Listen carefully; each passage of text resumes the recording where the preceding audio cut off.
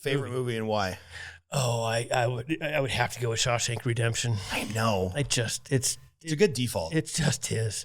I mean, I could throw out Caddyshack. I mean, that one, yeah, Caddyshack. I'd go with Caddyshack. Because I got that going for me. Yeah, because I got that going, which is nice. So I got that going for me, which is nice. It's nice. So, can you explain to people that line, please, for the people under 40 that are watching this podcast, what the hell we're talking about? The Dalai? Yeah, the Dalai Lama. The Dalai Lama, long head of the Dalai. Do you think we could insert that clip, Chris, without getting like a trademark? Probably not, but yeah, or a copyright violation. It's Bill Murray's going through, who's Carl Speckler, the caddy, or the greenskeeper. He's a total moron. Assistant greenskeeper. Yeah. Is telling one of the young caddies about the time he caddied for the Dalai Lama.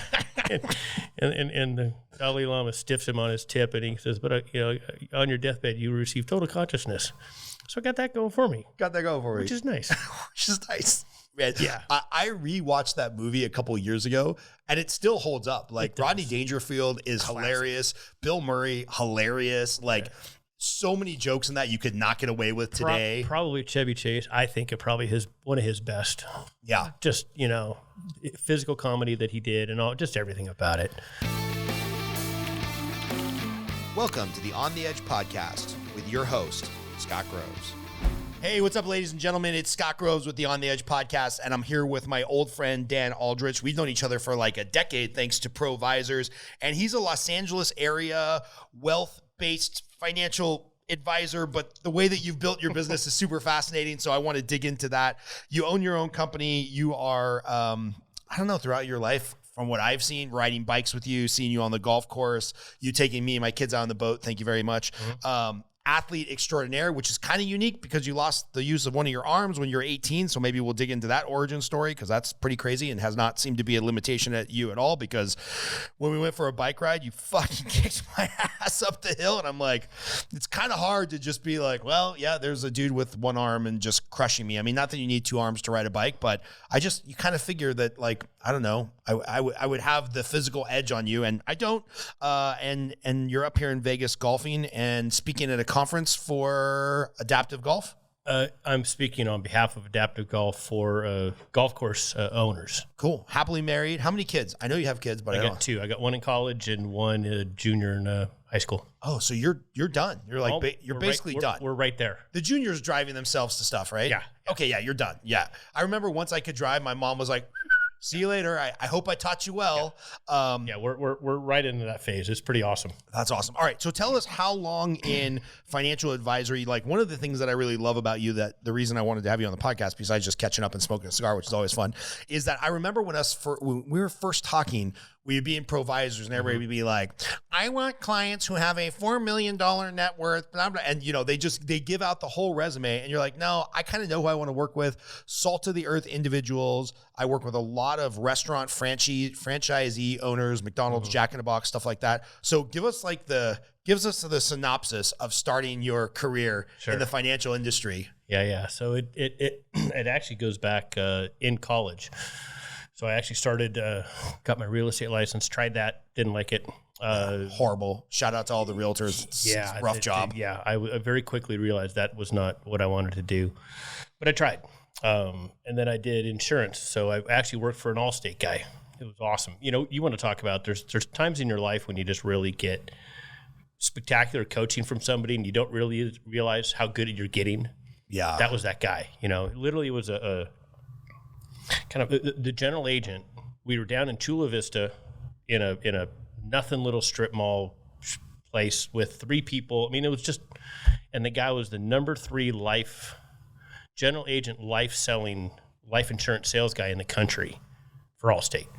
And what I think a lot of people don't know is insurance agents who write property, casualty, house, like the big kicker, like bonus money, is in writing life insurance and long-term policies, right? It definitely helped. But the fact was, he was a general agent and in this little nothing place, and he was number 3. And I'll never forget one of the greatest things ever. Literally right out of the gate, I'm like, I'm newly licensed. I'm ready to go, and I'm writing out my script, man. I got to be perfect. And he comes in the office, he walks by, he looks down at me, and he kind of chuckles, and he comes back and he goes, what are you doing? So I'm writing my script. I'm getting ready to go. He shakes his head and he goes, stand up, walk out that door, go meet people. That was it. And I got literally a huge client that day. Just from meeting people? Yep. Walked in somebody's office. Hey, I'm the local Allstate agent down the street. Can we bid on yours? And got homes, cars, business, and we got everything. It was unreal. I'm kind of partial to coaching. I own a coaching company. Sure. But I'm shocked how often I'm telling coaching clients, like, hey, man, just be a human. Yeah. Just connect over something that you have in common. Recently, actually, before we got on this call, I got a text message from a realtor I know in Idaho, of all places.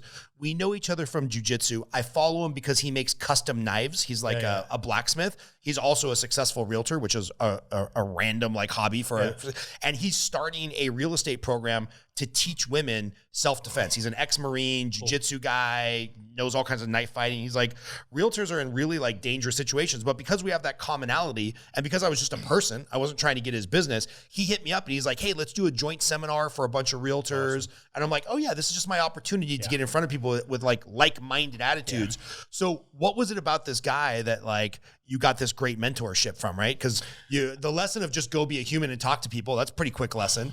That was huge. What else did you learn from him over the years? He was the epitome of always be selling. He was. He sold to everybody. Anybody that sat down to buy a car insurance policy or a homeowner's policy, he at least made sure they knew about life insurance, or he talked to them about their life insurance needs. Every single person he talked to, and then if they needed it, he closed. That's what he did. It was awesome. Amazing how far needs-based selling goes, right? Yeah. Hey, Chris, throw me an extra pin so I can take some notes because that one's dead. And the point was he asked. He knew he had something that was valuable, and he presented it, and when appropriate, he sold it. I mean, imagine that. Right. We're supposed to tell, we do all this work to become professionals. We do all this great stuff to know our craft, and then do we not talk to people about it and or share of the knowledge that we have? What's the fine line? Because you don't come across as tacky, which is another thing I appreciate, because a lot of times when people sell a financial service, you can just tell they're always in sleazy sales mode. A little bit. What's the fine line for you between okay, I'm networking, I'm letting people know what I do, and you don't want to step over that creepy line? For me, and you said kind of that down to earth, I think because I started so early, I guess the best way, we did a ton of, I worked for, so I got out of college and I went to a small financial planning firm, very loosely. I'll use that term very loosely. Okay. And, if you remember, I blanked on his name. One of the old real estate guys, not Tony Robbins. Tom Ferry? Tom, the other Tom guy. Anyway. So he there was one comment in there where he said, the best salesmen are in jail because they're manipulators and they can sell anybody, and they end up being, frauds. He said something to that effect. But I learned fairly early on that when I did if you want to call it sales jiu-jitsu on somebody, and we were trained in it. I mean, man, hardcore, we were trained. They say this, you say this. And we did all scripts. The scripts. We had scripts all over the place, and we were in our cubicles, and we used to film ourselves and record ourselves so we could then train ourselves better and how to handle things when you were going through a sales. Did you have the 20-pound VHS camcorder? We did. Yeah. Of course. Yeah. Awesome. I'm giving away your age for people that are listening to the podcast. Oh yeah, dude. But we were absolutely fine-tuned salespeople, and I learned over the years that the more I had to sell somebody, the more a pain in the ass client they were. they just were not worth having as a client. Right. And that might be okay if you're a one and done, I'm going to do one transaction, then I'm moving on. But I'm living with these clients. Financial advisor, for me, the longer I have them, the better their relationship. If I one and done somebody that's not as profitable as what I want, especially now as an advisory business. Yeah. Where I'm not doing commission sales. I'm not selling a product once, get a big rip off of it, and then I don't get anything off it. I'm trying to get the annual revenue, the annual fee based long term. Yeah. So I want those long term clients. Well, if I jujitsu sell them, and I stuck. Right. So I think that was something I learned fairly early on. Somewhere along in that early stage of my career, that if I had to sell somebody, they're going to be a pain. So, I don't want pains. Correct me if I'm wrong, because I had my Series 7 back in 2002 to 2006 or whatever when I was with Washington Mutual. They really want us to be cross-trained. Yep. And the industry has moved so much in the last 20 years. How I remember it is like, okay, Dan has his $250,000 CD rolling over. I'm trying to get him to do a fixed rate annuity with AIG and make 2 points. Or if they do a variable annuity, we make 4 points. Right. Or if we go into a mutual fund and they pay the load up front, we make like 3 points. And you're constantly on the sales roller coaster, which is what loan officers are. And somewhere about 20 years ago, you guys got really freaking smart as an industry. Mm-hmm. You stopped advertising rate and returns. You started advertising more of a like financial security longevity play. Right. And now, correct me if I'm wrong, if I have $1 million on deposit with you and you're managing it and you're trying to make all the best financial decisions for me, once a year you just charge me 1% or 2% or something off that $1 million. Correct. You get your $10,000 fee and Scott's a happy client. Is that how it all works now? Yes. Oh, okay. It very roughly, yes. That's essentially how it works. It's roughly, the advisor's getting roughly one. Again, depends on the size, but for the most part, one, and then you got to pay the managers, and so there's the client's somewhere 1.5 to 2, depending on how much they have on deposit. But that really, I left that firm, financial advisor firm, after about 11 months. I realized what they were doing, and I'm like, all right, I'm out. Well, then I went to Dean. Was it like a boiler room type thing, like a little churn and burn? Yeah, it was pretty bad. Okay. It was selling limited partnerships in raw land that it was just bad. Yeah. Yeah. What got me was I cold call. We were cold call machines. I cold call somebody and said, "Oh, you still with the firm? Yeah, you still selling that stuff down in the maquiladoras, where the cross border stuff." So we were selling the raw land on the American side for the maquiladoras on the other side. It was awful. I mean, this is like some real like boiler room Wolf of Wall Street stuff. Oh yeah, it was awful. Yeah. It was, we weren't, it was. And the guy goes, "Yeah, I remember when we did that thing." And he told me how much that our firm had paid per acre. I'm like, oh, and we always sold it as, it's a long term. No kidding, it was long term. You sucked all the profit out of it for the next 20 years. Oh. It was, the minute that I was like, I'm done. We're not helping people. We're absolutely lining the pockets of the owner and the few managers, and we're killing these people. Oh, it was awful.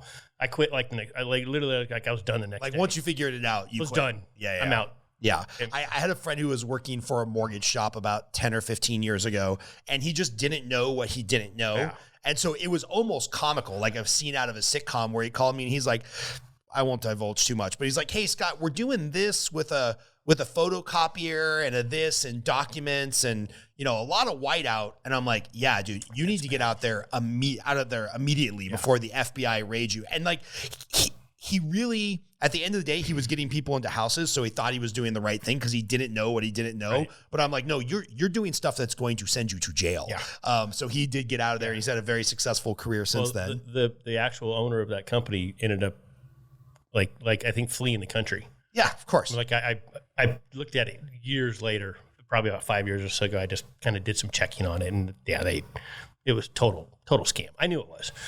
But so I went from there. I went to Dean Witter, downtown San Diego, got hired pretty young. So that was in 1992. So how old are you then? 23, 24. Okay, I'm going to project here.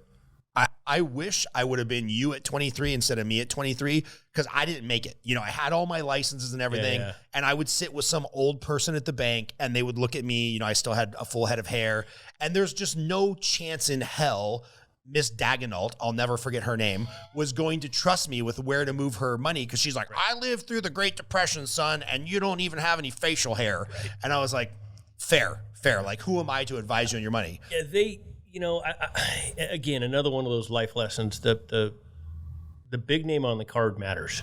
And so when you're at a Dean Witter, a Morgan Stanley, a Merrill Lynch, the big name on the card matters more than the little name on the card. And so at the time, I was with Dean Witter, big name on the card. And so people come in, they trust you because you've got the big name on the card. It mattered. When I then went on my own, or went away from the big and went to the small, all of a sudden you're going, the big name on the cards, especially when I went on my own, it's Aldrich Wealth Management. And I'm like, man, they don't know Aldrich Wealth Management from crap. Right. And then all of a sudden, then you start realizing, now your expertise has to show. Now your professionalism really has to show. Yeah. And it's why so many people, you got to start at a bigger firm. Yeah. Or you got to start with a bigger team, because nobody is going to trust a 23-year-old. I mean, the only reason they trusted me is because I had a really big name on the card that mattered. So if you were advising my 22-year-old kid, who actually looks much older because he's 6'4" and a huge kid. But anyway, if you were advising him, you would say, hey man, go cut your teeth at a JP Morgan or a Merrill Lynch or something, or whatever the firms are. Yeah. Or learn underneath somebody like yourself who already, he can kind of have that, what would I say this? Like, it's almost like borrowed confidence, right? Because he's like, well, I was just talking to my senior partner, Dan, and he said we should do blah, blah, blah, blah, blah. Yeah. And honestly, I'm having that conversation with my son right now. I mean, hey, Dad, I kind of like your business. I think he likes the lifestyle. Yeah. Oh, look at that. After 30-some years and 15 years on your own company, it starts paying off. The old line, I'm a 25-year overnight success. Right. And how old's your son, for context? He'll just be 17 like next week. Yeah. And he's processing it. He's starting to figure it out. He goes, you got a pretty good deal going on, and what do I got to do to get into it? I said, come work for me. Yeah. And then just off we go. Yeah. I remember Jonathan asked me one time, because we were talking about how he wanted to be a history teacher. And I'm like, that's cool, man. And we live in a society now where you can be a history teacher 180, 200 days a year, and you can build your YouTube channel about Dungeons and Dragons and make real money, because history teachers don't get paid. So he started looking it up. And then I remember he called me one time. He's like, hey, I was seeing that history teachers in New York make about $63,000 a year. How much do you make again? Mm-hmm. And I was like, well, do you want to dig into the good years, the bad years, the almost bankrupt years? And he's like, yeah, but overall average. And I told him, he's like, holy shit. He's like, I am not going to be a history teacher. Yeah. So it's But so do you think you're gonna hire your son and bring him into the business? And if it's what he wants to do, yeah. Would you want that for him? I really am one of those where it's up to you, son. Yeah. It's got to be you. It's got to be you. You have to know what you're stepping into. You got to know the reason why. I mean, obviously my faith drives that a huge amount. So I'm going to, all right, Caleb,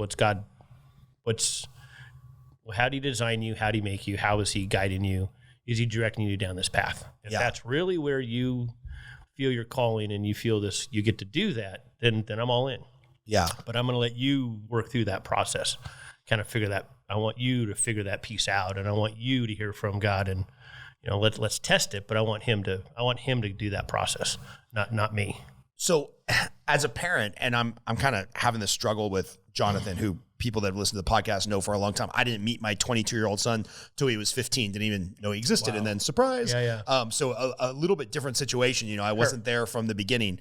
But I'm having a little bit of a hard time with that, of like, I'll just use the actor example. If he said that, hey, I wanted to be an actor, like 50.01% of it would be like, good on you, man. Follow your dream. That's awesome. And 49.99% of me would be like, bro, you're never going to make it. Like 1/10% of people who are actors make a living out of it. So go do something where you can make money, and then, make movies on the side, have your passion project, whatever. Like, as a parent, where do you do the, rah, follow your dreams versus the practicality of like, hey man, there's one Elon Musk, there's one Tom Cruise. Like, how do you square that as a parent who's like fiscally responsible? You work in the finance world, you want them to follow their dreams, and we know our kids, there's certain limitations. Like Gabriel's 8, he's never going to play pro basketball. Right. I don't know. How do you square that? My daughter loved gymnastics and really wanted to get good at it. And I said, there's a really good probability you're going to get pretty big. You come from large stock of family. Look at me, look at your mother, look at our family. You're probably going to be a little larger than the average gymnast. Right. So let's analyze this. She made a good choice. I want him. I want to know that there's a thoughtful process working through it. Okay, I understand the numbers. I understand that. I understand, to do that, here's what I'm going to do to go about that process. That there's a rational thought working through that dream and desire, and I want to be an astronaut. Okay, what does that look like? And what's the process? What's the steps? What are the things you have to do, and then the probability of you doing those? So I just want there to be a thoughtful, logical, working through process. That's what I keep trying to get them, but my kids to do. Yeah. Interesting. All right. So going back, what is, no, I love it. We're going to work in a lot of parental advice. So what does Dean Witter look like?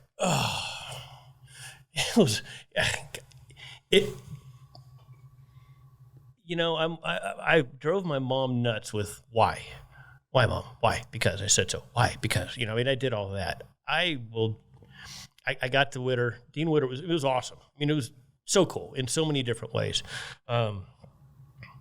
So I actually was in the World Trade Center. That's where our training was. So I got to fly back to New York, got to spend a month in New York in the World Trade Center, because Dean Witter was the second largest tenant of the World Trade Center.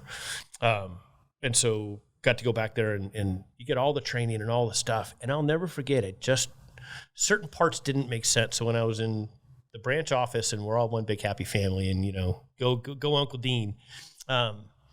And then you're there, and I'm like, well, the UIT guys don't like the mutual fund guys and don't like the bond guys, the guys running the departments.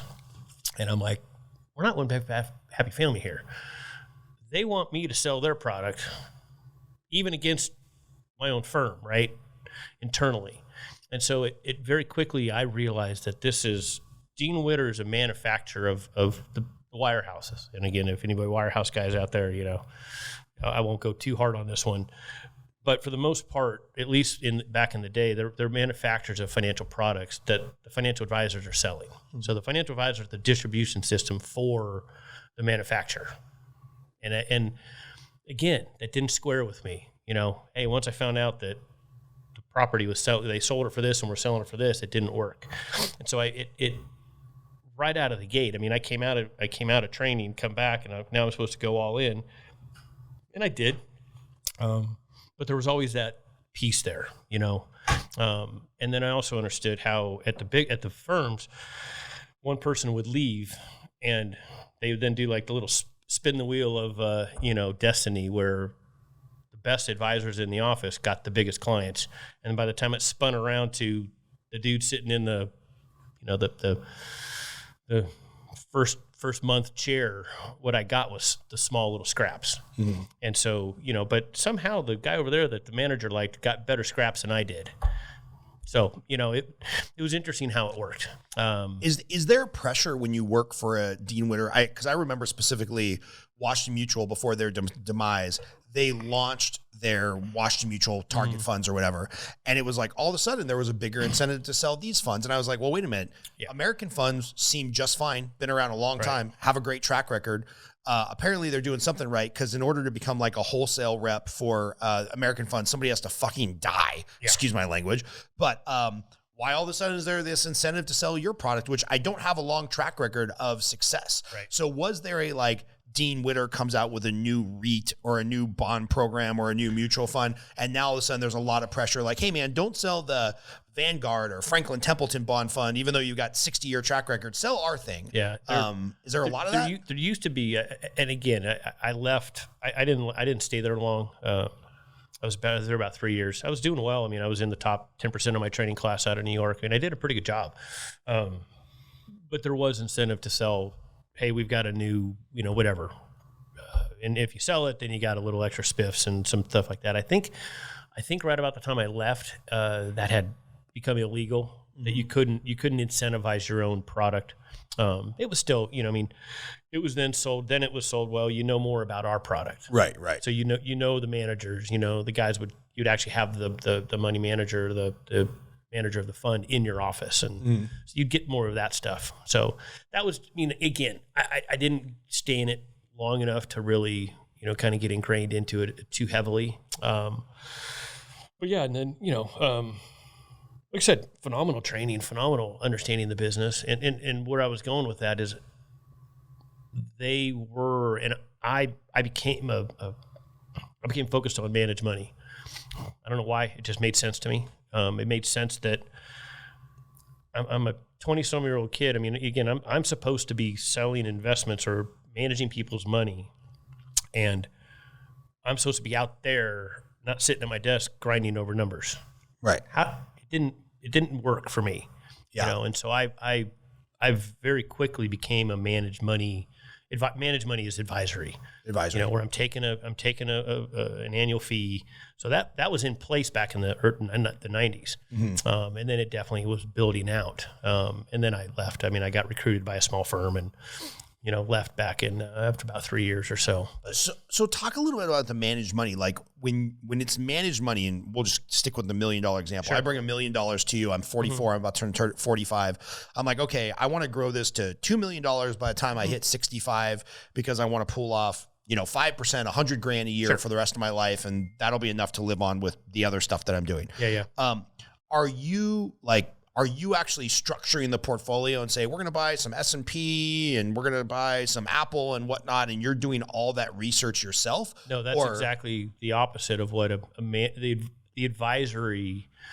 Well, see, advisory can mean a whole lot of things. The way I use it, I use money managers. I use the managers on the platform that then have a specialty. Okay. And so I've gone a little bit beyond that. I use now a platform of managers, and so it's another level of advancement that's available. But that's exactly the point not to do. Is my job is to understand the client, the needs, the if you want to call it the sleep at night quotient. What's going to trigger them to my number one focus. One of the number one focuses I have is what's going to trigger them to act emotionally rather than logically. If they act emotionally, then we're dead. They almost always make the wrong decision. So I'm working really hard to make sure that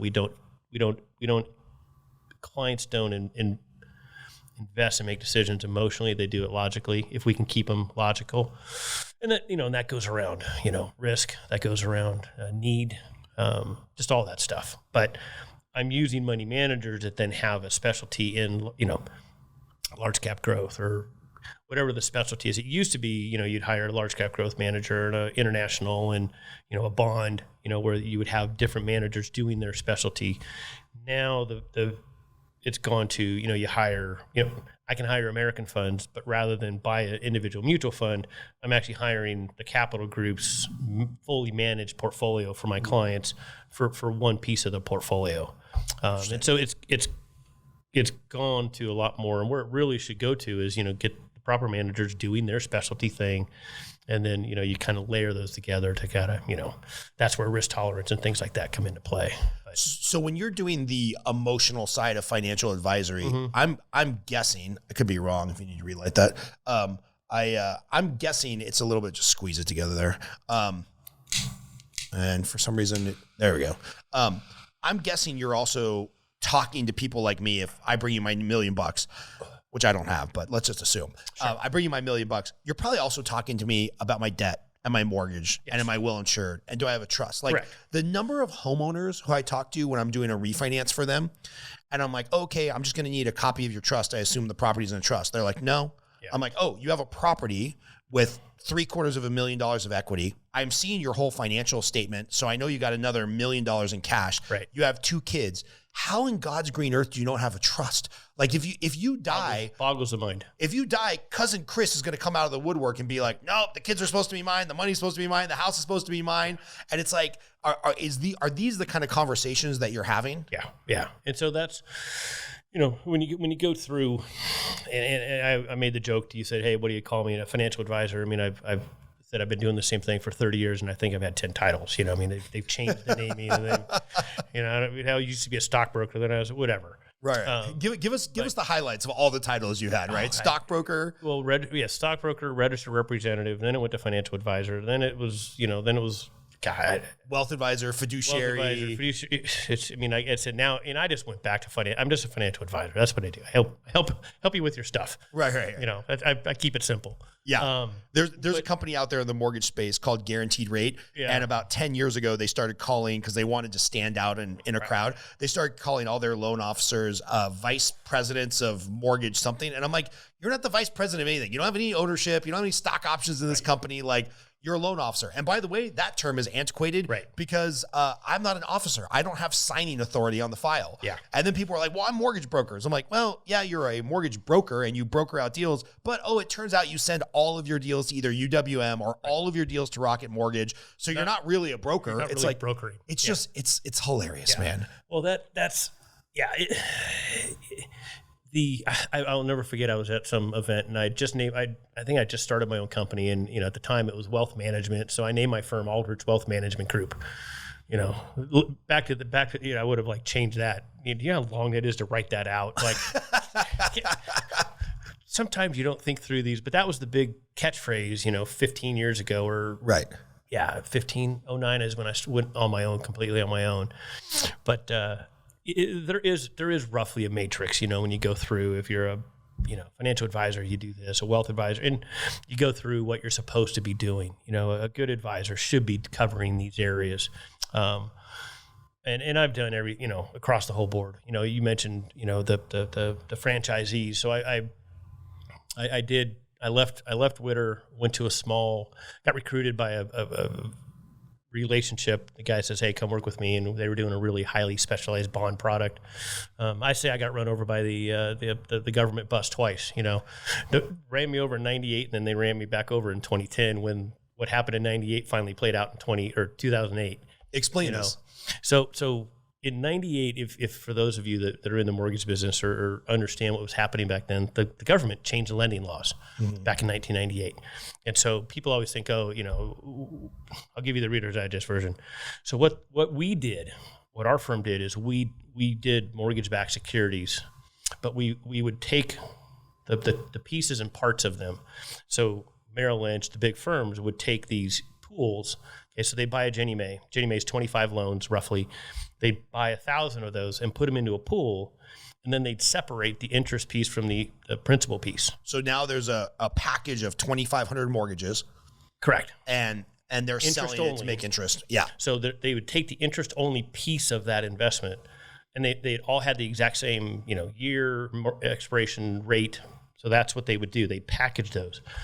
So what we did is we'd go out and we'd put them back into a client's account, but rather than 1-to-1, well, if you're going to do that, just go buy the Ginnie Mae itself. Well, we would put them back 1.5-to-1, and we'd buy very short-term, very seasoned stuff. It was awesome. It was an actually brilliant strategy. The guys have been doing it for years, and it was incredible. So you would buy mortgages that you knew were going to get paid off soon, or they had short durations left on the time of the mortgage, or they were seasoned. So they had gone through. It was the people that are never going to refi. They're never going to turn them over, and so they're never going to default because we have a 7-year history that they've been paying their mortgage on time. So there's a certain. So what ended up, what mattered was speed, right? Because there was some that would refi, right? So the speed, rates go up, speed would slow down. Rates drop, speed would go up, right? Speed of the runoff of the product. Exactly. Okay. So if you kept it short enough term, you could then know you would change with the speed. And so then you would buy more principal only or more interest only. It was awesome. Guys were just killing it. Well, 98 happens and the government changed the lending laws. So all of these products had history. The history just went poof out the window. So you weren't able to look at the payment history of these products or the runoff or the duration or anything? It all changed so rapidly that the pricing models just cratered. So you got $1 million account and the pricing just cratered. Now, they're still paying, but you can't price them.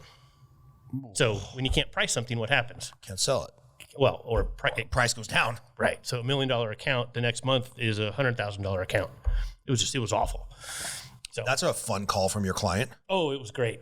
So that's when I say I had when I made the comment in January of 1998, I had dumb thing. I'd made a mistake. I'd sold some stupid stock, whatever. It was an error. So I've got a ding on my record from 1998 or 97 selling. Is that the U4? Yeah, U4. The U4 is like the credit report for financial advisors, right? Yeah. And I've left it on there. I could expunge it if I wanted, but I don't want to because I use it as an example of, you know what, I made a mistake. I wasn't as diligent as I should have been, and I'm never going to let that happen again. So I'm kind of hyper focused on compliance and rules and regulations and all that stuff now for my clients. So I'm like, hey, for me, it's a benefit. Yeah. Or at least it's a selling. I turn, the old line, take your negative and make it a positive. And if somebody can't excuse you for a mistake that happened 26 years ago, you probably don't want to work with them. Exactly. And that's another one of those reasons, that I've left it. But the point was, so that nothing stock, I got hammered for that at the same time that I told you my ex-wife told me she was having an affair, and the lover of her life was was dying, and it wasn't me. It was so somebody else. And all right, wait, we can't just gloss over that. Well, you could. So we could. Okay, if you wanted, we can. It's okay. The guy, she was having an affair, and the guy went in for a rotator cuff surgery, and his heart stopped when they were bringing him out, and they took 20 minutes to revive him, so he was completely gone. So your ex-wife is now morbidly depressed because the lover of her life, who unfortunately was not you, right, dies. Yeah, and you got to come to grips with this. Well, yeah, deal with that, and my income, because our income, that was right when the government redid this thing. So my I got sued, the wife thing, and I lost my income. Wow. And, I was killing it as a 29-year-old. We were doing great. Right. And then poof, and then January of '98, I've got nothing. So divorced, broke, and being sued. Yeah. Awesome. Yeah. It's a good way to start your 30s. It was awesome. Yeah, it was fantastic. that actually took about 2 years to play out. Yeah. So yeah, after the 2 years, we actually stayed together for about 2 years, and I ended up getting out of the business. And so after 2 years, when I was completely single, so I make the comment. I think I was 32. I think I was I had zero money. I had nothing, and I'm living in a 9x9 room in my mommy's house. It was great. Yeah. Oh, I can relate, man. 2008. So I'm also 29. Yeah. And Washington Mutual goes under, and nobody can get a loan. And I'm, the problem is when I was at Washington Mutual, I've said this before, I got out of the Army making $18,000 a year. So now I'm making like $118,000 a year. I thought I was rich, right? So now I'm partying like I'm making $500,000 a year. I'm driving a Corvette I can't afford. I have a second home in Vegas I can't afford. Everything's upside down. And then, the musical chairs stops with the mortgage industry. You can't refinance. You can't take out equity. Property values aren't going up. I think January 1st of 2010, I finally took a real assessment of my finances, and I was $1 million underwater. And I think 2009, I was back to making $18,000 a year because you just couldn't get a loan through the system. Like I was working my ass off, but it was, you were lucky to close a loan a month at 50 or 60 basis points, just fighting with everybody else trying to hang on. Yeah. And it was brutal, man. It was totally brutal. I've got a few friends. And it's funny, I won't use his name, but I've got a few friends who I was on a W-2 trying to continue to work at banks and just getting crushed. And I had a couple friends who were on 1099s working at brokers where it's like just that year or two difference where they were able to stay afloat and make 100, 150 and not go deeply into debt. Well, now you extrapolate this out, 14 years later, our net worths are wildly apart because of that compounding effect of I dive into debt in 2009, 2010. They stay afloat or maybe even buy some assets when assets are super cheap. And now you look 15 years later, it's like, oh, Scott Grove's net worth $2 million. Their net worth $6 million. I'm like, damn it. I should have been a broker or been on a 1099 or pivoted or not gone deeply into debt or not had a gambling problem. I mean, all these things would have really helped in 2010. Minor details, right? I did wait another year or two to get divorced, so we made it through that, but then we didn't. And my ex is a lovely person. I wish her all the best. We just didn't need to be married. Okay, so you basically restart at 32. Did. And maybe this is a good time to dive into what happened to you at 18, no pun intended. Sure. Because I'm sure you have some resiliency from, if I remember the story correct, you were a world-class water skier and you wipe out. Can you tell us a little bit about that? Yeah. So it was, I was a water ski racer. So we raced. So out here at Lake Mead, Havasu, the ocean. In fact, my dad just gave me a big pile of old pictures, and there was a bunch of old ski race pictures in there. And I got to ski for the United States ski team when I was 16, got third in the world basically when I was 16 in my sport. So yeah, I thought I was pretty special. And when you're pretty good. When you're speed skiing, how fast are you going? About 100.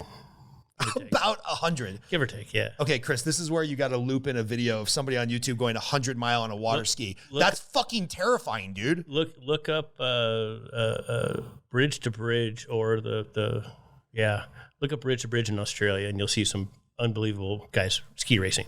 And that's what I used to do. Sometimes water is smooth, but sometimes not so much. Well, I actually fell at Lake Havasu going flat out. It was glass water, and I crashed, and I didn't skip. So I wish, had I skipped, I would have gotten hurt. I mean, I would have gotten beat up. But like skipped along the water like a rock. Yeah, well, yeah. So you every time you hit, you get kind of messed up a little bit. You know, kind of how you're feeling right now in your jaw. You know, that's how I felt when you would crash. You know, you'd get thumped pretty good, but you didn't get destroyed. Because at 100 miles an hour, water might as well be concrete, right? Yeah, it hurts. Well, I stuck.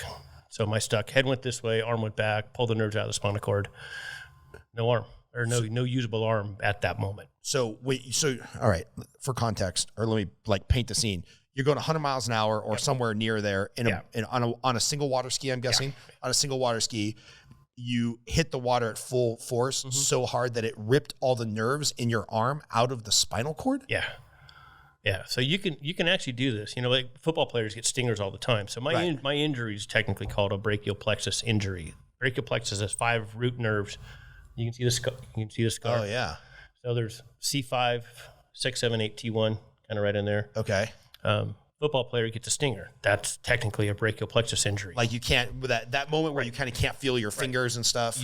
You overstretched or you hit these nerves right here. Oh fuck, dude! It's giving me the chills just thinking about it. So you can actually do it. If you take this arm, go back, and you put your head, you can feel your hand tingle a little bit. Oh, yeah. You're stretching the nerves in your brachial plexus. Well, now hit the water at 100. Your head goes way over there. Your arm stays back. Out they come. Oh. So it's predominantly a motorcycle injury. So yeah, because most people don't ski at 100 miles an hour. They're not crazy. Yeah, most people that get this injury are motorcyclists. You know, they crash, they hit something with their head. It goes that way and, you know, stretches and then pulls the nerves out. And there's no recovery. There's no. And mine was 30, I'm coming up on 38 years. And if you pull them out, you're in the same spot as I was 30 some years ago. The medical profession hasn't figured out how to do anything with it yet. Oh my goodness. So yeah, it was, and I was going to play college golf. I was good. I wasn't great. Yeah. I was a good player. I was gonna play college golf, and that went away. And you know, I was very blessed. I wasn't a believer. Didn't have a faith at the time, but I definitely was protected. And I was just one of those guys that, you know, there's a bell curve.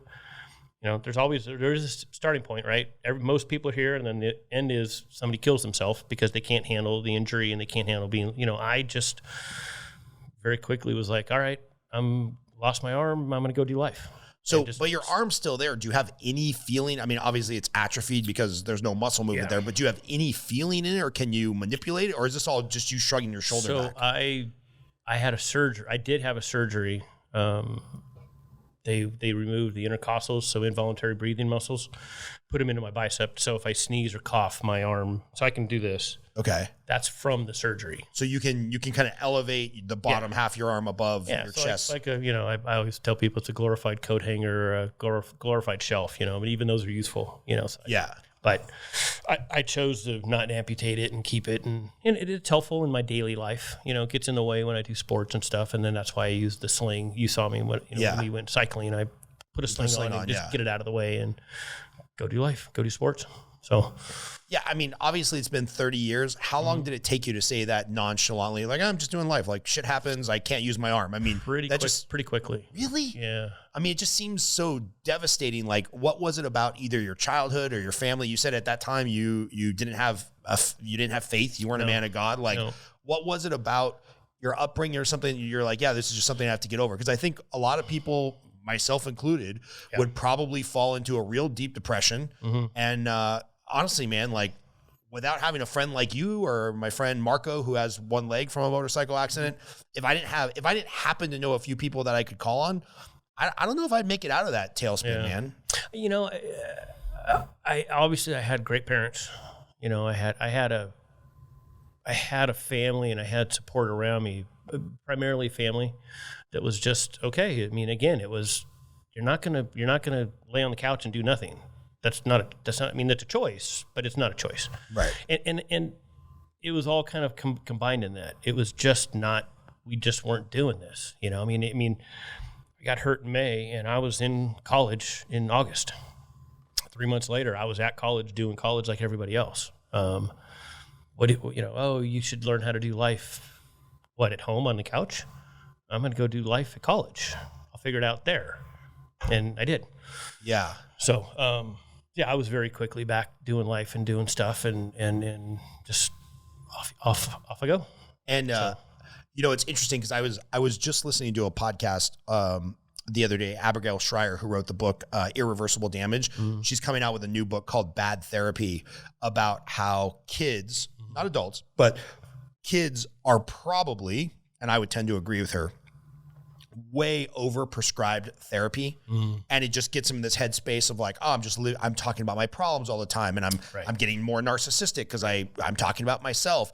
And she was saying like, man, so much of life is just realizing tragedy happens and you kind of need a strong parent figure. Or she was saying for guys, especially like a strong male role model would be like, yeah, that sucks. You know, your grandparent died, your father died, you ripped your arm out of your socket, but life still goes on. So let's get your shit together. Well, your sweater says it all.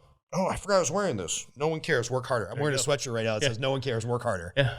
Yeah. Nobody cares. So give us the greatest hits of stuff that you've accomplished physically, because I know that you've been successful in business, but I think some people would probably be shocked to hear that you can drive a ball much farther than they can with one arm. Yeah. Yeah. So I literally started playing golf immediately. I still went on my senior high school trip to Hawaii to go play golf with my best friend. And I putted and, I still have the very first swing that I took with one arm.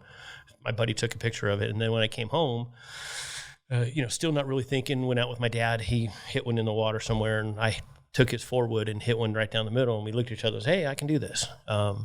Probably my biggest, one arm. I did some pretty good stuff with triathlons. I did my first one when I was 40. So, that was pretty cool. And then I got involved. Did you just swim in circles? Exactly. That's my joke. That's, how do you swim? Circles, yeah. People look at me and I go, this takes me a really long time. I make a lot of left-hand turns. Exactly. a lot of turns. I honestly, I think one of the things for me is I wasn't aware of, there was one golf thing and it's kind of what motivated me to much later in life when I got into the world of disabled golf and adaptive golf, now it's called, I found something right out of the gate, I don't know, year within, and I didn't qualify because I wasn't an amputee. So it was amputee golf and I'm not an amputee. So they said, hey, go home, go away. So my old joke on that one is, so I asked the guy, I said, so what do I got to do? He goes, well, you got to have a joint missing. I said, so what you tell me is I could come to your tournament, put my hand on the table, cut it off, and I could play. I hung up the phone on me. So you're like, can I lose a finger? Yeah. I got one joint on a finger. Yeah, I could cut it off. It won't hurt. But and then honestly, I didn't find organized sports. So, for 30 years, I think the biggest accomplishment was just within a year. I was playing golf. I was in college. I was playing all the sports. My other friends were playing tennis and all the different things. I was snow skiing. Probably 5 months later, I was water skiing within a year, and I just went and did sports. You went back to water skiing? I don't race. You don't race, yeah, that's good. But no 100 miles an hour. No, I've gotten close, but that's fun skiing on perfect water, Yeah. But I'm still a little crazy. And you were gracious enough to take my kids and I out on the boat here at Lake Mead, and it's like that. I could see it in your eyes when we got out on the boat. Like that's still your passion, still your happy spot. It is. And like you didn't let the accident ruin that for you, right? Like no. I never understood. My dad got in a motorcycle accident, crushed his shoulder. Very lucky to not have the same dilemma that you have, although he can't raise his arm over his shoulder. He has a brachial plexus injury problem. Yeah. And the very first thing he did is went out and buy another motorcycle. And then that led to my parents getting divorced because he crashed it again. Now he's got his third motorcycle, fourth more. And I'm like, when are you going to quit, man? He's like, I don't know. That's just what brings me joy, right? Yeah, and that's exactly what I tell people, and again, because I make the slings for people. I think we've done a couple thousand of them, 85 countries around the world. And those I just make it to help people, get back and active. And I have the joy of talking to a lot of people with my injury. And that is really where I try to get people down to. in fact, I just talked to a girl 3 days ago. She found me through the sling, and she does yoga, and I used to do yoga and I used to hike. And I was like, you absolutely need to start doing yoga, doing hiking again. Do the things that make you come alive. Do the things today that bring you joy. Do that. And once you get there, then you'll be better. You'll be recovered. And recovery is not how much use out of my arm I can get. Recovery's up here. How quickly can I get my brain saying I'm okay just the way I am, and I'm going to go do the things that bring me joy today. Mm-hmm. So that's exactly what I tell people. Amazing, man. So I can take a wild guess that like divorce and going broke harder than what you just talked about getting over the arm. It was. Yeah. And honestly, that was one of the, because, for whatever reason, I didn't identify myself with my physical, my identity was more of who I was as a person. And so when you lose your job, you lose your wife, and then, I got sued, I essentially got sued for fraud and all that crap, which, that was my identity. And that's ultimately when I then picked up the Bible and started reading it and said, okay, God, I've done it my way for till now, and it's got me here. I'm going to start doing it your way. Mm-hmm. And then since then, my identity's in Christ, not in my sport or my accomplishments, anything else. So was there, I don't know how to phrase this without sounding rude. So I know you won't take it in a rude way, but like, is there a moment where, you're going through all this hardship and you're dealing with all this bullshit and like God talks to you or presents himself? Or did you find it more like, hey man, I'm reading this word in the Bible and this is helping me, so I'm going to stick with it? And then keep like, some people have this moment where at the top of a mountain and they're like, my sister almost fell off the cliff and like God made me turn around and save her. Right. Was it like that moment, or was it just like, hey, I can tell my life's on a better path when I follow these teachings? Yeah, mine was more intellectual. I just had an intellectual thought process, that my way's not working, and I'm going to see about doing it his way. Mm-hmm. And that's been doing it ever since. And what does that mean to you, doing it his way? Finding God's path, finding his instruction. I mean, people say, oh, how you raise your kid. I wish there's an instruction manual. There is. It's the Bible. I wish I'd an instruction manual for life. There is. It's the Bible. It's in there. Just go find it. Yeah. Go read it, find what that is, and then we each have our own path. I have unique gifts. He made me a certain way. Go find what that means for me through Christ. So do you think it's possible, this is another weird question, do you think it's possible to be a Christian and not believe in God, in the sense of like, hey man, even if you don't believe there's a God or an almighty or somebody with a master plan, like you can still live a pretty awesome, fulfilled life if you're living the life that's outlined in the Bible, right? It's like, it's almost like, I don't even care if somebody believes in God, but I kind of just assume they're likely a better person, or they're trying to be a better person if they're trying to believe in God or trying to follow the Bible. I don't know if I'm asking the question correctly, but no, I think a lot of people have that. I'm a good person. I do the right thing. I live a good way. I'm honest. I'm ethical. I love my wife. I love my kid. I do a lot of things, and I would absolutely agree with that. I think the ultimate. I think there's an intangible, if you want to call it the Holy Spirit. I think there's an intangible component that if you don't have that component as part of your faith, you're missing out on kind of a if you want to call it the supernatural, that comes with truly believing God, truly accepting, and truly asking Christ into your heart, the Holy Spirit into your life. And I've seen that. My wife and I've seen it. I've seen it in my business. I've seen it with, so I've seen that extra, if you want to call it that, other piece of, yes, there's phenomenal instruction. There's phenomenal ways of doing life, but that extra component of having that intimacy, I think is that next step. And that's the big piece. Yeah. Yeah. It's interesting because I do believe that there's a God, and I'll share some of those stories maybe later when we get off the podcast. I don't know. Just depends whether I want to talk about it publicly or not. Sure. But I do believe there's a God. And then when I look at organized religion, I'm kind of like, man, if it wasn't for the tobacco and the caffeine, I would like want to be Mormon, or if it wasn't for certain things, I would want to be Jewish, because I'm like, man, there's so many upsides of like the community and the camaraderie. And everybody I ever talked to about, you know, Church of Latter-day Saints, they're like, Mormons are kind of weird because they believe in all this different stuff. But, you know, I've never met like a Mormon who I didn't like, right? Yeah, and so it's really interesting where it's like, there's so much upside of being like part of a tribe and having shared belief and shared community and other men to go have fellowship with and other women for my wife to talk to about being a mom. Like, I mean, there's so many intangibles. It's almost, I don't know. I just think in general, like Christianity or religion is for the most part, just such a net positive on society. And there's a lot of people that think they've figured it out and they're so intellectual that I find myself having a lot of arguments in defense of religion, even though I'm not a particularly religious person, because I'm like, how obnoxious are you to be like, I'm so smart, I've figured out that there's like not a God. I'm like, how can you even say that? Like, it doesn't make sense to me. Yeah. I'm just ranting. I don't even know. There wasn't even a question. No, there, but. And I you know, again, I would absolutely agree. I because I've seen it, I've seen that Holy Spirit working in my life and with all aspects of my life, that I think there's that extra piece. Yeah. You know, which that's the ultimate piece. So when we talk about rebuilding, you know, I'm guessing you leave the company you were at where you got sued and kind of. Oh yeah, that went away. That went away real fast, right? So what's it like, you know, kind of like you said, being down and out, you're living in, you know, a bedroom at your mom's house again.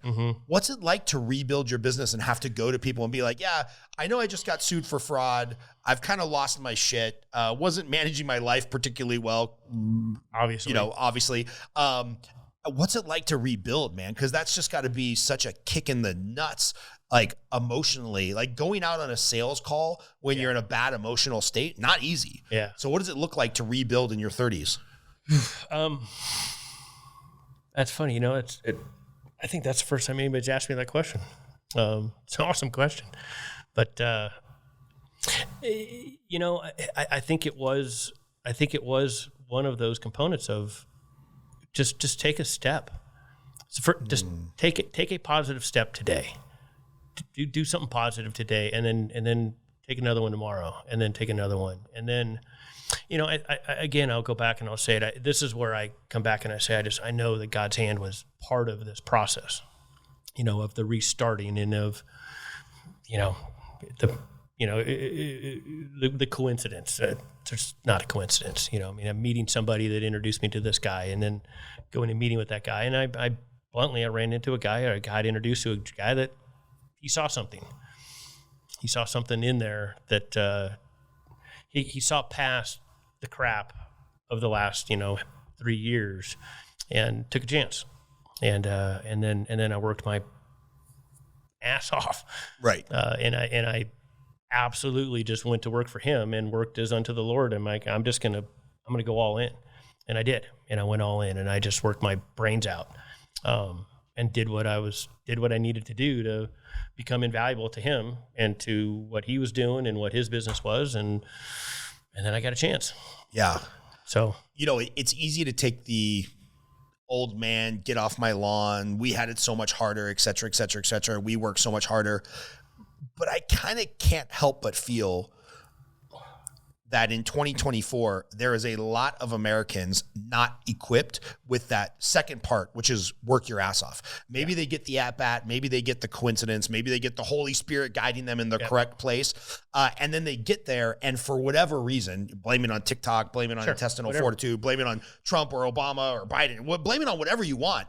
Yeah. They don't have the work your ass component. Right. And so like, what did that look like? Was it, 60 hours a week, cold calls, warm calls, relearning your craft? Like, what did the work your ass off part look like? Well, I actually went, my original intent was to be licensed, and the guy that hired me, says, hey, let's get you licensed and get back into it.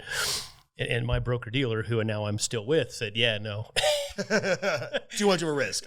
Exactly. They're like, yeah, we're going to pass. And rather than quitting, they said, if you're still here in a couple of years, we'll reconsider you. Well, guess where I was after a couple of years? I was still there. Yeah. And so what it was. And when you're not licensed, you're doing all the bitch work, right? You got it. I did it.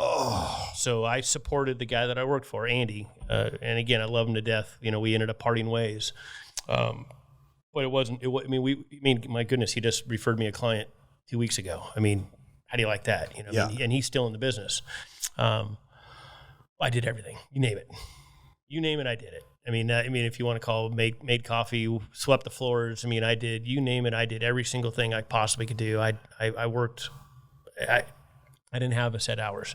I worked, you know, whatever it took. And how did you humble yourself to do that, right? Because you went from the guy who was, your name was on the card with the big name, Dean Witter. Mm-hmm. You know, you met with all the financial managers. You're like, man, this is beneath me. I was at the World Trade Center taking my training, wearing a 3-piece suit. I had a Rolex. Like, I mean, okay, I get getting past the trauma, but then having the fortitude to not just like check out and go do something else and be like, no, I'm going to stick with this. And for 3 years doing the work that probably 10 years earlier felt beneath you. Yeah. Why? How? Like, that's tough. That's a tough pill to swallow. I guess, again, that was the place I was at. Yeah. And I don't have any other answer to it. That's where you're at. Go work. You know, what else are you going to do? I mean, I'm sure as heck not getting hired by anybody. That, you know, I mean, the big firms sure as heck aren't hiring me. This guy gave me a chance, and I'm just going to go work. I mean, again, I don't know what else to say other than nothing's, you know, what was beneath me would have been, being complete, you know, forever being broke, forever not having anything. You know, I need to recover, you know. And this is the recovery process. And out of that, I mean, and we did some pretty awesome work. We did some really big stuff too. You know, I mean, guys in the insurance field would know this premium finance stuff, you know, where we're selling a $20 million life insurance policy to a guy that's worth $40 million, and, you know, you're borrowing money to pay the premium. Well, guess who did most of the hard grunt work? Yeah. I did. Which means I then was on the phone with our compliance officers at LPL. And you know, so now I'm on the phone with top people putting through a very complicated product and process, and I'm the one that was managing it. Yeah. And doing the work. Yeah. So then because when you're not licensed, you can't sell to the end client, but you can do all the busy work and run the actuarial tables, which is most of it done by computer now, but that's a lot of work 20 years ago. Yeah. Yeah. And then also all the investment stuff. I mean, I was writing all the financial plans. I was managing all of our software. And so I was integrating all the sales. I think one of you know, and I worked for a guy that he was one of those guys, if it's not broken, break it. Right. And, you know, drives you nuts when you're the one doing it. I just did all this work and now you want me to do something else. Yeah, I do. Okay. And go learn another system. Right. So, and again, it's one of those things that completely prepared me for going on my own and completely prepared me for when, you know, so you talk about McDonald's. You know, I got licensed again. So LPL said yes. And by the way, how much of that was predicated on the fact that you're doing all the busy work, you're making all the compliance calls. Now you're making a name for yourself within the company, even though you're not licensed, you're probably building some relationships. Right. I'm guessing, you know, you still have that negative mark on your record. Yep. Somebody at LPL went to bat for you and was like, no, this is a good guy. Like, we're going to license him. At the time, I think it was a head compliance officer, like the person making the decisions. Yeah. After 2 years or whatever it was, went back and said, okay, he's still here.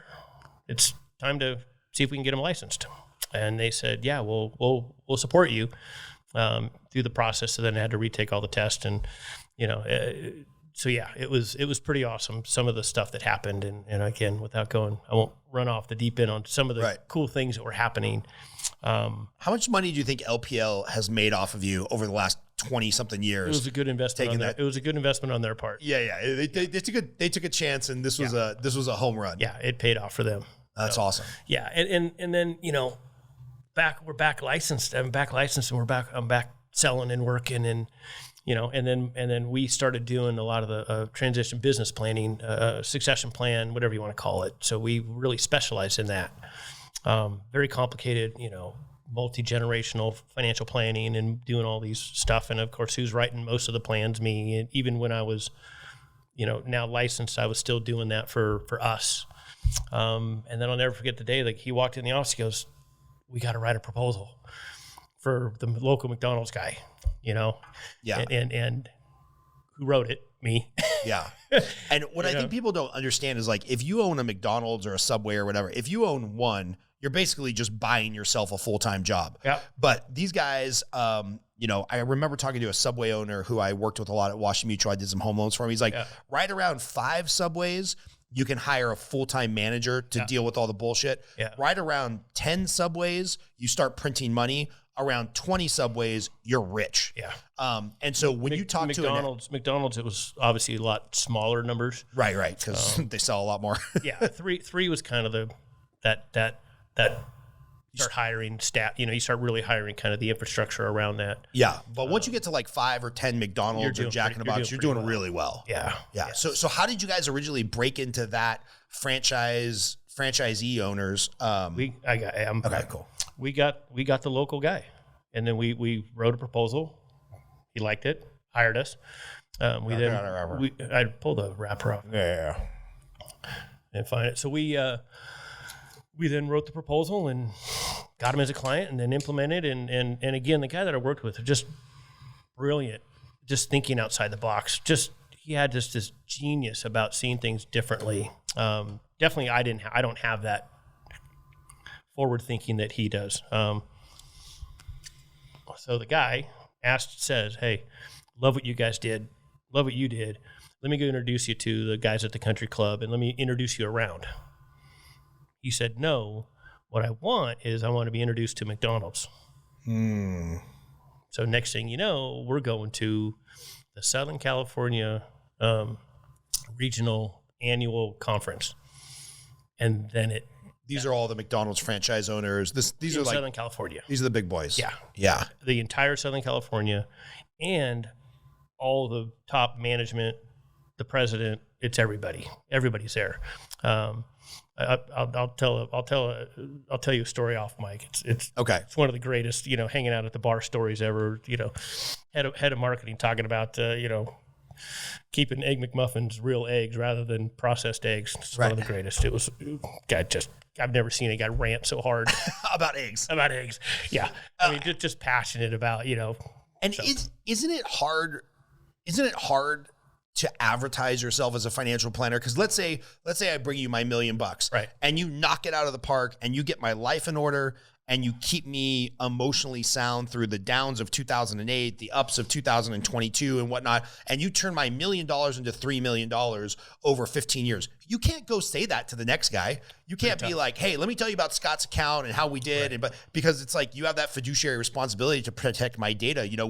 We even have a mutual client in common who I call my uncle. I know everything about his finances. And still, when I call you to get like his bank statement or his financial statements for a refinance, you still have to check in with him. And you're like, I know this guy, you know this guy, we've done business before, but to release any information, it's like, you're always super diligent about that. So, unless I'm specifically making an introduction, Dan, you got to talk to Bill. Bill, this is exactly what Dan did for me. Like, you can't even really market yourself, right? You can't put up Facebook ads or anything crazy like this. Yeah, it's pretty regulated. Yeah. But yeah, so we go to that one conference, and then again, two things. It's one of those things. Two things happened. He met one of the top lenders into that space, and then I met one of the corporate guys, and he says, you got to meet this other guy. Well, he scheduled a meeting with this other guy. Well, this other guy happened to be head of franchising. Oh, it's a good person to know. It was. And so he liked us, liked what we were doing. And then next thing you know, we got asked to then come to another meeting where we presented, and then it kind of went off from there. Yeah. So, and then we started traveling around the Western United States, going to different conferences, speaking as experts. So we're standing next to the head of franchising. It was pretty good credibility. Right. So yeah, and that was a pretty fun time. When you're thinking of a one-off person like me, I have a good job. I have maybe have a 401k to roll over. Yeah, maybe I do have $1 million of investable assets that you can run. I'm probably looking for different things than the person that's doing generational planning, leaving millions of dollars in assets, the business, the real assets, the life insurance. Like, are ultra wealthy people, are they more looking for capital preservation? Are they just looking for somebody to quarterback the plan and they don't really care what the investment returns are? Are they expecting you to double their money every 7 years? Like, what are wealthy people looking for when they're interviewing somebody like you? I always go back. I still say everybody's got their own goals and objectives. Is it most, and in my experience, most business owners that have some kind of wealth realize that their wealth is generated by their business. Mm-hmm. And so when you're working with a business owner, it tends to be a little more, what I come off the table, what I give you, just hang on to it. Just don't kill me. Mm-hmm. They're making money. They've done so many private placements that have blown up. And I mean, they've lost money all over the place. So a lot of times by the time I get them or they came to us, they've done that. You mean private placement, their buddy comes to them, they're like, I got this great investment for $100,000. We're going to buy an apartment building. Yeah, you're going to double your money in 3 years. And it's gone. And then 3 years later, they're like, if you still want to be in the investment, we need another $100,000 because we're underwater. Like And they've taken all the flyers. So a lot of times business owners are very, very defensive with what they give us and their investments. And so, because they've already been burned a few times. Right. And so then a lot of times it is preservation, making sure they have the right insurances, trusts, things along that nature. And then, some of it's education of the kids, transferring the business to the kids. I mean, that's all the stuff of that transition space so yeah. Yeah. As a father yourself, as a Christian, as a financial planner, do you find yourself having a lot of conversations with your wealthier clients of like, hey man, here's maybe some ideas on how we don't raise spoiled children that are going to burn through all this money that you've made, or here's the succession plan to give them X amount of dollars every 5 or 10 years. Like, are you having these kind of more like estate planning conversations? Yeah. With those clients, it was, and again, I in full disclosure, I've you said, even through the provisors and some of the other stuff, I definitely, if you want to call, came back down market a little bit, so I moved away from that type of, work with business owners. I just work with good people. Yeah. And what are some stuff in 2024, everything feels expensive. Mm-hmm. Interest rates are the highest they've been in a decade. Property values are the highest they've ever been, although I don't think they're going to crash based on demographics. Stock market, as we talk, I'm about to lose a steak dinner bet because I told my friend, or we bet, the Dow was going to go back, or the S&P was going to go back to 20,000 before it hit 40,000. Whoops, wrong on that. Probably wrong on that one. I'm going to now owe a steak dinner unless something dramatic happens today. It'll probably hit 40,000 today, actually. Maybe Chris can look that up. Yeah, probably unlikely. Yeah, probably unlikely that. It's going the other way. I'm definitely dropping $500 on a steak dinner. Shout out Justin for his free steak dinner he weaseled me out of. And then you just look at everything like crypto. Bitcoin's about to hit its highest. Inflation. I think it did. Yeah, inflation's still out of control if we, look at the real numbers and not what I think, my opinion only, the fake numbers coming out of the government. So it's like, where in the hell do you put your money in 2024? Because you could have had the same defensive posture for a decade of like, oh, it's about to crash. Things are going to go down. There's going to be a correction. And there just hasn't been. Like every time I think we're entering into correction zone, whether it's quantitative easing or the COVID money, it's like the government just finds a way to kind of juice the economy. So what are you looking at on financial planning? Or do you trust all this stuff to the asset managers and be like, my job is to keep Scott emotionally dialed in? And that's my job. That's your job. Yeah. I mean, I definitely, going through 08 and 09 and 09 is when I went on my own. And that was, you want to talk about really getting hit financially. Oof. And it wasn't 08. It was, we changed our marketing plan. So again, the guy, if it's not broken, break it. Well, the McDonald's, it's not broken, we'll break it. What do you mean? What do you mean we're going away from this? Well, let's go there. So we started going real big money and ultra high net worth. Yeah. I mean, 300 million, 500 million. Really, really going upscale. Our transition planning services worked. Our delivery didn't. So we had this huge lead time, and then the implementation wasn't happening. So we just got crushed financially, and that's ultimately kind of what separated us, which was the greatest thing that's ever happened to me. Yeah. That I went on my own. It sounds like you parted as friends and like you just had different visions on who you wanted to serve. Correct. Okay. Yeah. And that was a very clear parting. And it was again, spectacular. But yeah, leading up to the parting, Yep. People look at me now. Oh, you're doing great in financial. Yeah. You tell me when you have the phone call from your wife saying, "Hey, honey, I got one diaper. It's on your son. What would you like to do about it? What can we do about it?" Yeah. And I didn't have an answer because I didn't have $1 to buy a diaper In 2009.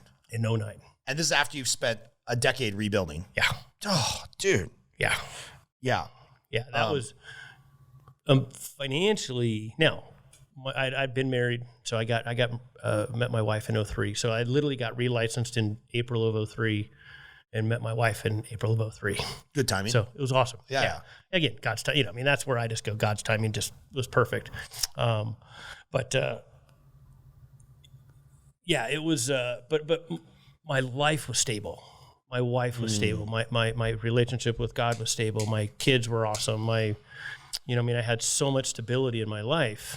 Didn't have any money, Right. but I had all this other stability. Right. And then we just kept trusting, and it kept happening. And hey, what are you going to do about the diaper thing? I got home, and my best friend called me out of the blue. Out of the blue. Yeah. Yeah, exactly. And he says, "Hey, what are you doing?" I said, "I'm just home." He says, "All right, you swing by and say hi." And he calls at the gate, or we were in a little teeny apartment in Sylmar. We actually lived in the apartment complex that filmed the Rodney King beating. I know exactly where that was. Yeah. It's off of Osborne, right by the Hanson Dam. We were in that apartment. That's where we were living, not the high end level. So when people say, "Oh, we need to both work," my wife was when our daughter was born, she quit working. I mean, literally, I'm a year into my business, and my wife's quitting her job, which was our only income basically, and just said, "This is what God told us to do," and we did, and she stayed home and been home ever since. But we were in this. We literally were a family of 4 in a 1-bedroom apartment. And I'm supposed to be some high-end financial advisor. Right. Yeah, you're working with guys that are worth $50 million.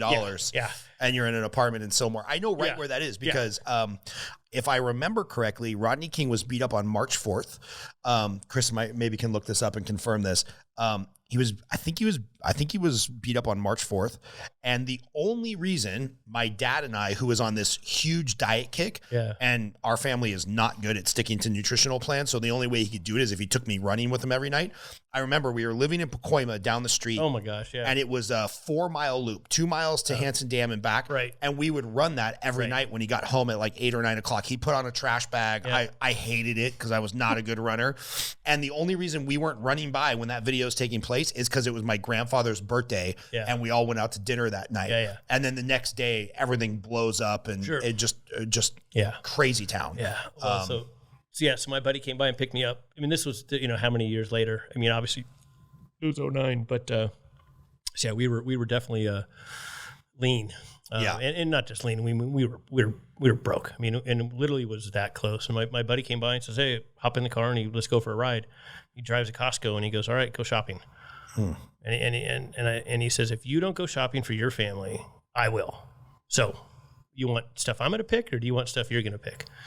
So that was how I got diapers. And again, I didn't tell him. It just and then a couple other things. You just knew you were in need. He did, and and there you go. But when was that, Chris? The Rodney King incident.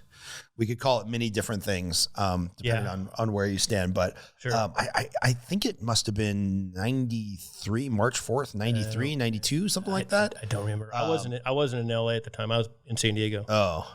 I mean, the riots were from April 29th to May 4th. Yeah, so it must have been the year before by the time it went to trial and everything. Any Sublime fan should know that. Yes, April. yeah, exactly. So what year was it?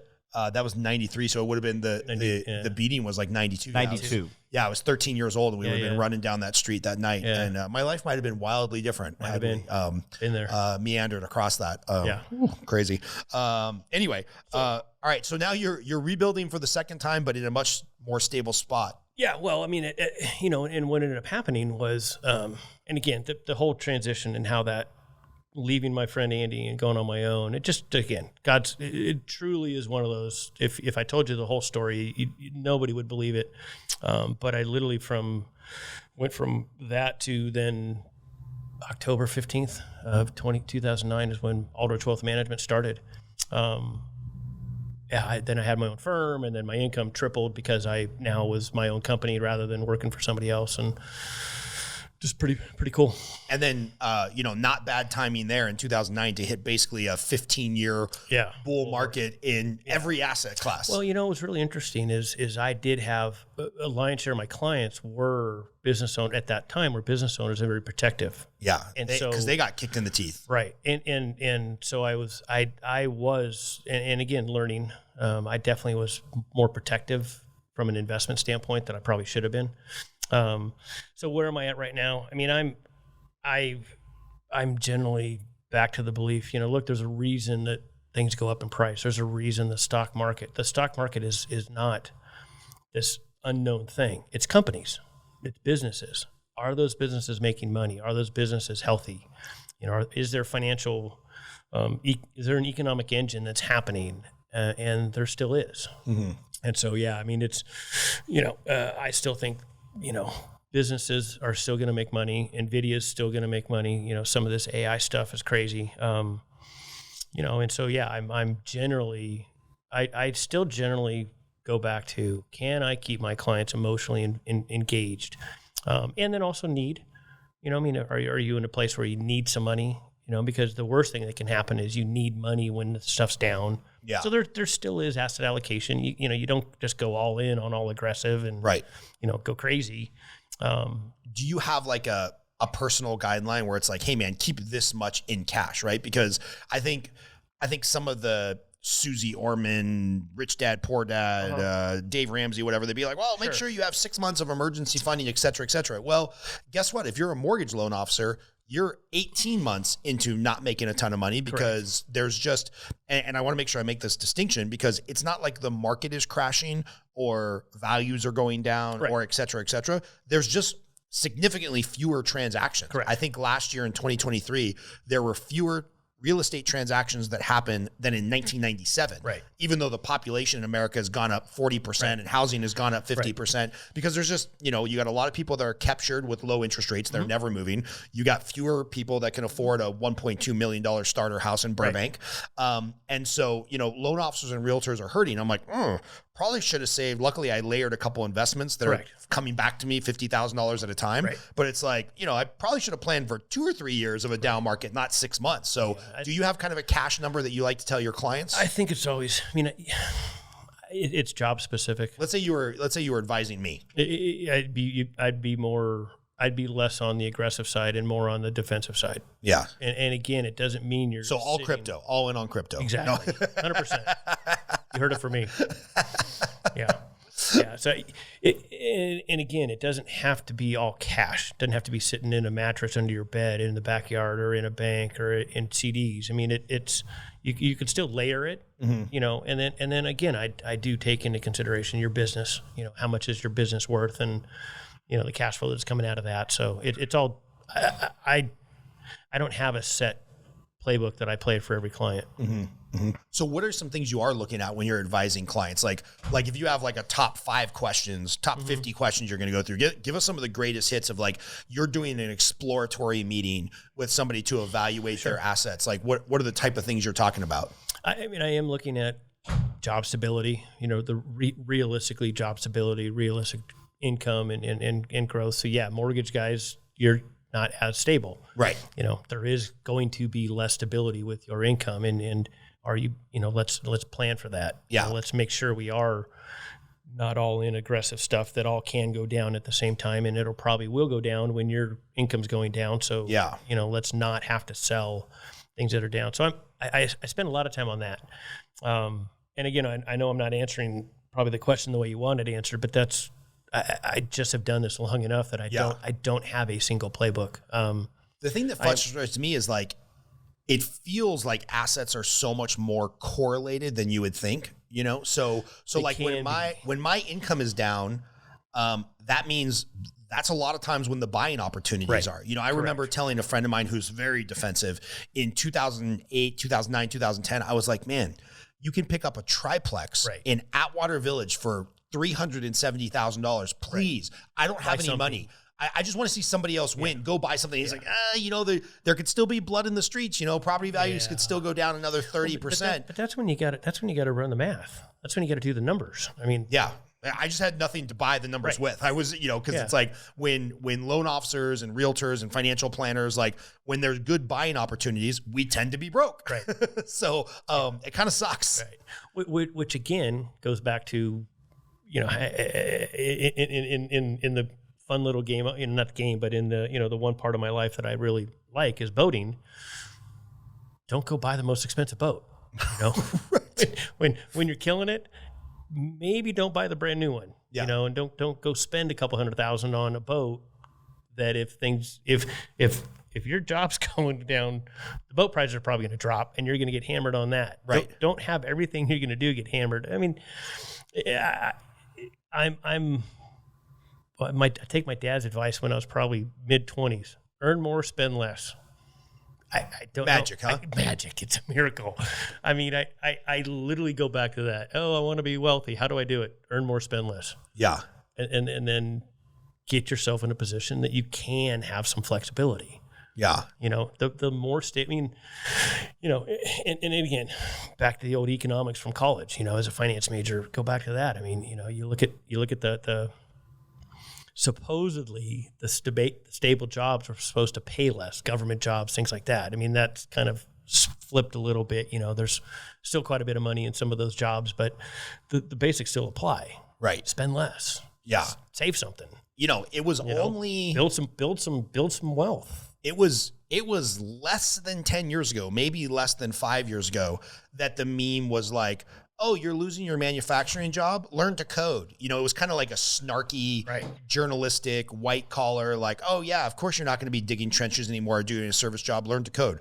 Well, guess who's getting their teeth kicked in right now thanks to AI? I've got a friend that's a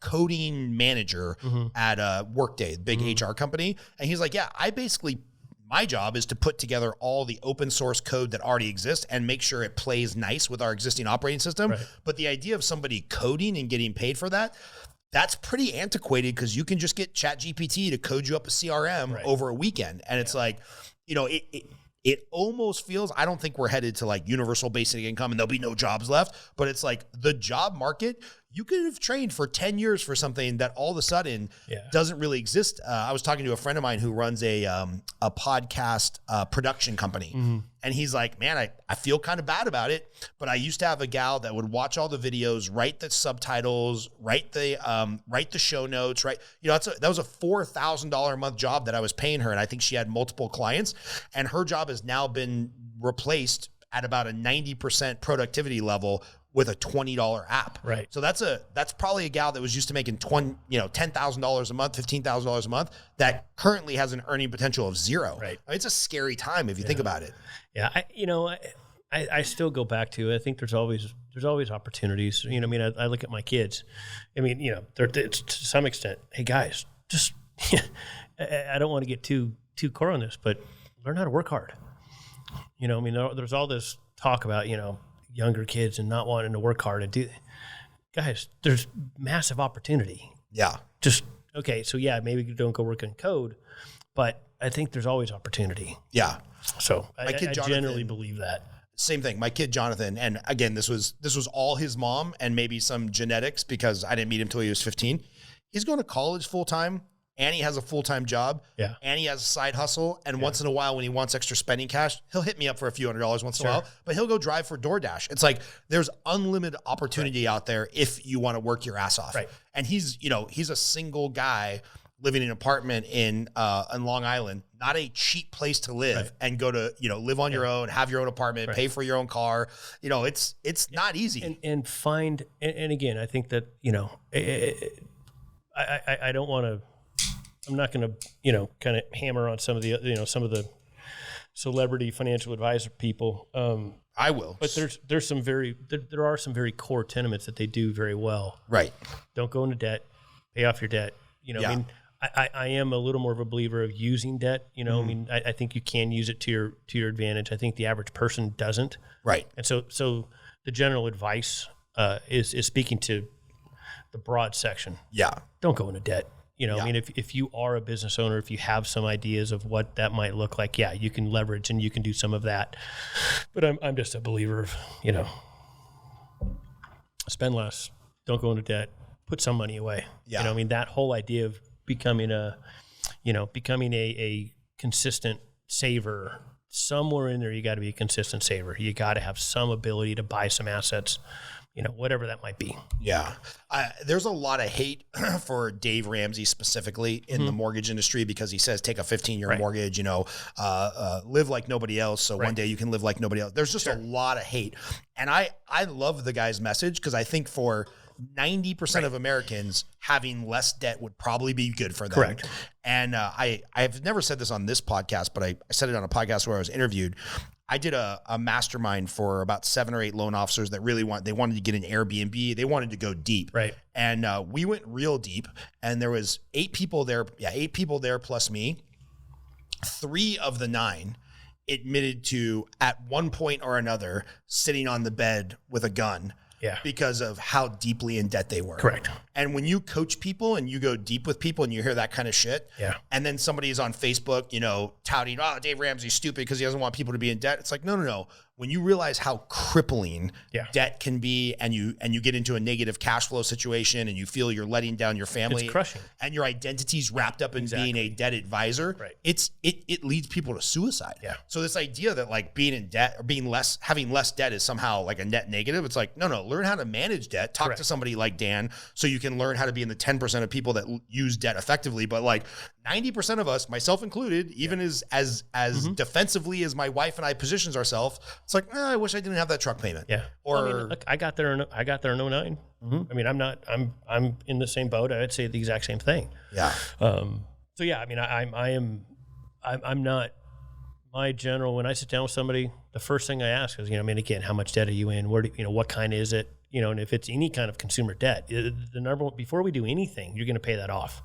You're not doing anything with me until you pay that off. I mean, so yeah, I'm pretty hardcore on getting rid of the consumer debt, getting rid of the credit card, getting rid of the car payments, get rid of that stuff. So yeah, I believe that 100%. And for the majority of Americans, the majority of people, that's a huge component. Yeah, because then you can go enjoy the boat when you're not looking at it as a $700 payment. Right. Well, you know, and again, I have, and I tend to work with people with money. I mean, I'm not, I currently don't spend a lot of time with people that aren't in the place where they don't have a couple 100,000, 500, you know, and I'm not going, I mean, again, it's one of the things I intentionally did. I backed myself down, you know, I'm kind of 500,000 to couple mil is my client, you know, I mean, so again, they're not broke, but they're doing some things right. Yeah. Yeah. What would you give somebody who's coming out of college? I think of my son, I think about your kids, somebody who's coming out of college and they're like, all right, I, for whatever reason, maybe didn't go massively into debt during college, whether I got grants or parents helped or I worked my ass off or whatnot. What kind of like investment strategy, because, you know, compounding interest is like the 7th wonder of the world. What kind of advice would you give to like the younger people that might be listening? Do something. Yes. I mean, okay. You heard it here first, folks. Yeah, do something. Do something. Put something away. And I'll go back to, I'll use Ramsey, you know, just start putting something in an index fund or, you know, something along those lines, a good balance fund.